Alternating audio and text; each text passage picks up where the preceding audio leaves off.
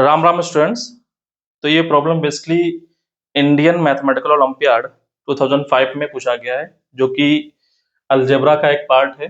Functional equation वहां से है और ये क्वेश्चन नंबर 6 है। ठीक है, तो फंक्शनल इक्वेशन सॉल्व करने के लिए बहुत सारे टेक्निक्स हैं, लेकिन जो जेई एडवांस में या जेई मेंस में रिलेवेंट हैं वो टेक्निक्स यहाँ पे हम लेकर चलेंगे। ठीक है, तो जेई मेंस में, जेई एडवांस में ज्यादातर सब्स्टिट्यूशन और डिफरेंशियल कैलकुलस का यूज करके और अ, जो बेसिक आइडिया है रिकर्सन का, इन तीन मेथड से प्रॉब्लम लगभग लगभग सॉल्व हो जाते हैं। ठीक है, तो प्रॉब्लम यहाँ पे जो फंक्शन है, ये एक रिलेशन गिवन है, लेकिन यहाँ पे कॉन्टिन्यूटी की बात नहीं की गई है, डिफरेंशियबिलिटी की बात नहीं की गई है, तो हम बचेंगे कि डिफरेंशियल कैलकुलस यहाँ पे अप्रोच लगाएं। ठीक है, तो हम यहाँ पे सब्स्टिट्यूशन का सहारा लेकर इसको हैंडल करने की कोशिश करेंगे। सब्स्टिट्यूशन में क्या होता है, हम ऐसे सब्स्टिट्यूशन करते हैं कि जो फंक्शनल इक्वेशन गिवन होती है उसमें का एक साइड एक जैसा बन जाए। ठीक है, उसके बाद कंपेयर करते हैं, वहां से एफ एक्स की वैल्यू निकालते हैं। ठीक है, तो ये इसका समरी होता है कि सब्स्टिट्यूशन कैसे करते हैं। ऐसे सब्स्टिट्यूशन, ऐसे इनपुट डालो जिससे इक्वेशन का एलएचएस या आरएचएस एक जैसा बन जाए। एक से ज्यादा इक्वेशन बनेंगी, आफ्टर सब्स्टिट्यूशन उनके एक साइड इक्वल होंगे, फिर कंपैरिजन करके एफ एक्स की वैल्यू हम निकाल लेंगे। ठीक है, तो ज्यादातर सब्स्टिट्यूशन में x equal to 0, y equal to 0, x equal to 1, y equal to 1, x y, अगर तीन वेरिएबल है x y z, तीनों को इक्वल करके, तो ये सारे टेक्निक्स होते हैं सब्स्टिट्यूशन में। ठीक है, तो यहाँ पे टेक्निक क्या यूज करेंगे,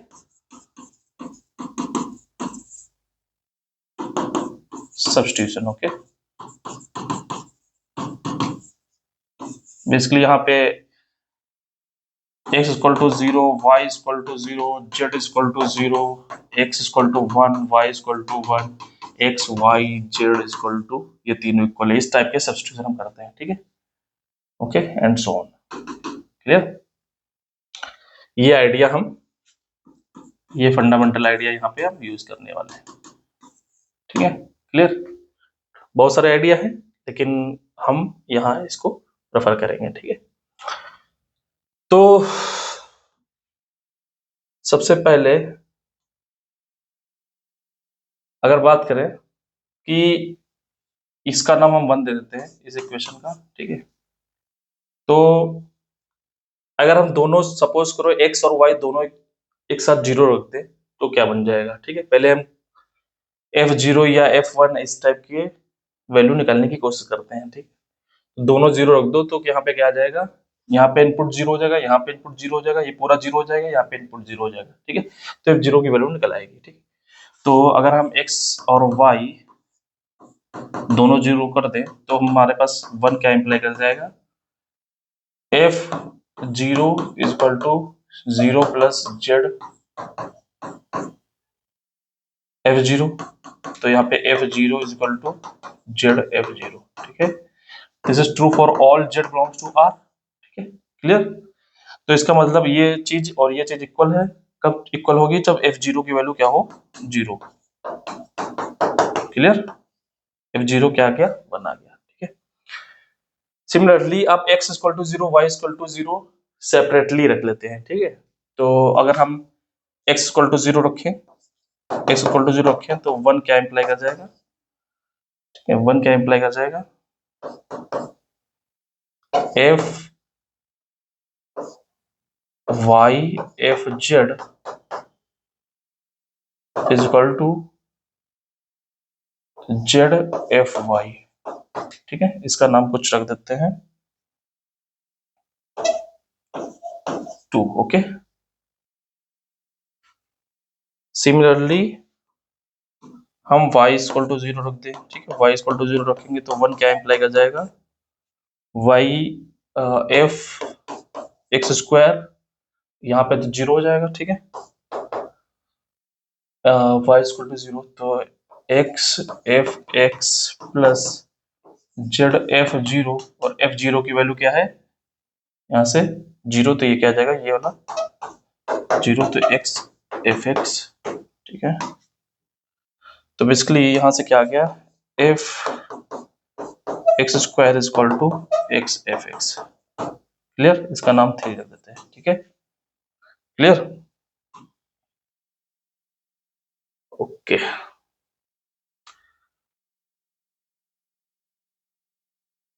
अब इस वाली इक्वेशन में देखें वाई जेड, अगर यहाँ पे वाई और जेड कुछ हम ऐसा बनाना चाहते हैं, एक्स एफ एक्स जैसा बनाना चाहते हैं, ठीक है, ऐसा कुछ चाहते हैं, कुछ एक ही जैसा बन जाए।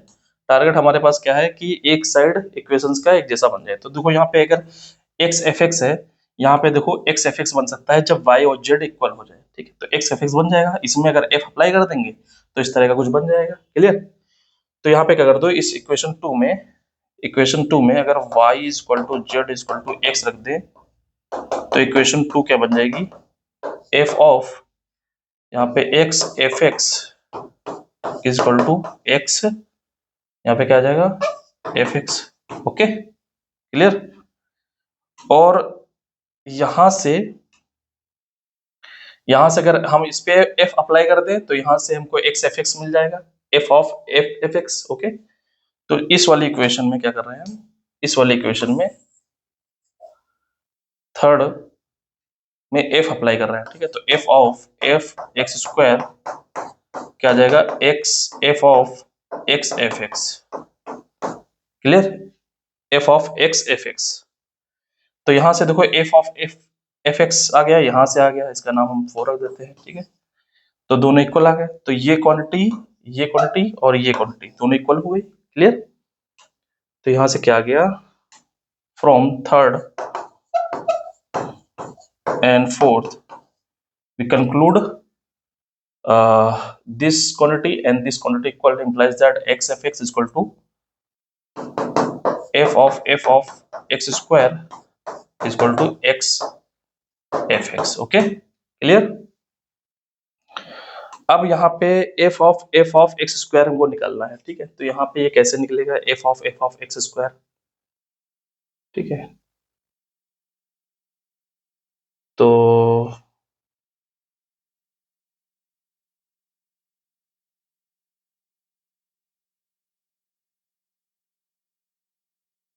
यहाँ पे आप देखें इक्वेशन टू में, अगर इक्वेशन टू में y इक्वल टू 1 रख दें, यहाँ पे y इक्वल टू 1 रख दें, तो यहाँ से क्या आ जाएगा, f ऑफ z आ जाएगा, हमको f ऑफ चाहिए, तो यहाँ से क्या आ गया, f of z is equal to zf1। Okay, clear? Clear? तो यहाँ पे हमको क्या चाहिए, यहाँ से हमको क्या चाहिए, f ऑफ x स्क्वायर। तो यहाँ से अगर हम देखें, यहाँ से क्या निकाल सकते हैं, f of z, f of z is equal to क्या गिवन है, zf1 गिवन है। तो यहाँ से हम z की जगह x स्क्वायर रख दें, ठीक है, तो z की जगह x स्क्वायर हम सब्स्टिट्यूट कर रहे हैं, तो f ऑफ x स्क्वायर यहाँ पे क्या आ जाएगा, एक्स स्क्वायर f1, ठीक है, इसका नाम हम 5 रख रहे हैं, ठीक है। तो इक्वेशन 5 से यहाँ पे वैल्यू हम सब्स्टिट्यूट कर रहे हैं यहाँ पे, ठीक है, तो यहाँ पे क्या आ जाएगा, बाई इक्वेशन 5 implies दैट, यहाँ पे क्या आ जाएगा, X square f1 is equal to X F X. Clear? अब यहाँ पे देखो, अगर हम x नॉट इक्वल टू 0 लेकर चले, अगर मान लो x नॉट इक्वल टू 0 है तो हम x कैंसिल कर सकते हैं, ठीक है, तो यहाँ पे क्या आ जाएगा, ये x कैंसिल कर दिया, ठीक है, क्या आ जाएगा, x f1 is equal to F X, जो हम चाहते थे, तो इसलिए एफ एक्स क्या आ गया, x f1, ठीक है, क्लियर? f1 कुछ वैल्यू होगी, ठीक है, इसका नाम हम रख देते हैं कुछ constant. Okay, let f1 is equal to c, okay, for some c belong to r, कुछ इसकी वैल्यू कांस्टेंट r में बिलोंग कर रही होगी, ठीक है, ओके।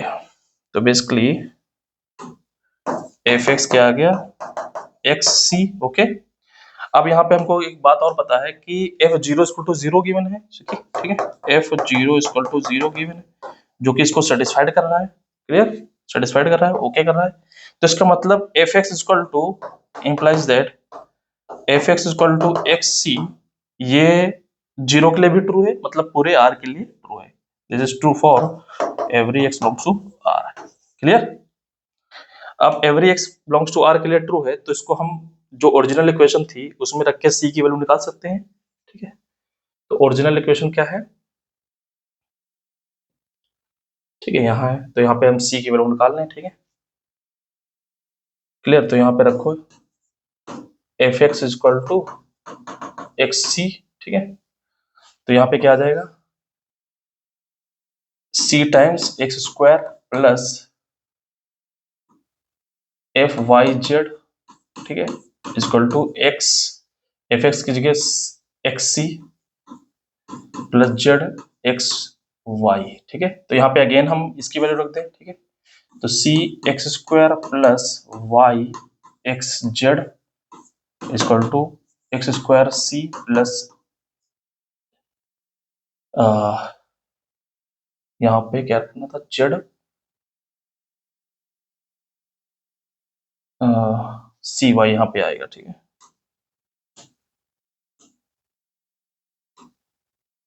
जेड सी वाई, ठीक है, जेड सी वाई। तो यहां से अगेन मल्टीप्लाई करेंगे तो एक्स स्क्वायर सी प्लस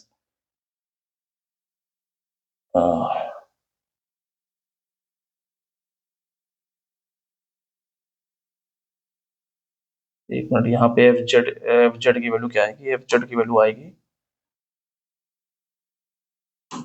ये वाई तो था ही, एफ जेड की वैल्यू आ जाएगी सी जेड, ओके। तो यहाँ पे मल्टीप्लाई करेंगे सी स्क्वायर वाई जेड, यहाँ पे आ जाएगा X square C plus C multiplied by Z C Z, okay. Okay, तो यहाँ से अगर कंपेयर करें तो देखो ये क्वांटिटी तो इक्वल है, ओके, ये क्वांटिटी भी इक्वल होनी पड़ेगी, ठीक है। तो यहाँ से ये तो इक्वल है, ठीक है। यहाँ पे बेसिकली क्या आ गया कि सी स्क्वायर इज इक्वल टू सी होना चाहिए, ठीक है। इम्प्लाइज दैट सी की वैल्यू क्या हो सकती है, यहाँ पे एक साइड ले आउट, C square minus C equal to zero, implies that C minus one equal to zero. तो यहाँ सी की वैल्यू जीरो आ गई और वन आ गई, ठीक है, क्लियर। तो सी की वैल्यू जैसे जीरो रखेंगे F X is equal to X C में, तो यहाँ सी की वैल्यू जीरो रखेंगे तो F x equal to zero आ जाएगा, और सी की वैल्यू वन रखेंगे तो एफ एक्स इक्वल टू क्या आ जाएगा, एक्स आ गया, ठीक है, for every X belongs to R, okay. तो यहाँ पे दो फंक्शन आ गए, एक तो आइडेंटिकली जीरो फंक्शन सेटिस्फाइड कर रहा है और f x equal to x, ठीक है। आप वेरीफाई करके देखो, ठीक है। ओके, तो ये बेसिक आइडिया था सब्स्टिट्यूशन। Okay, thank you.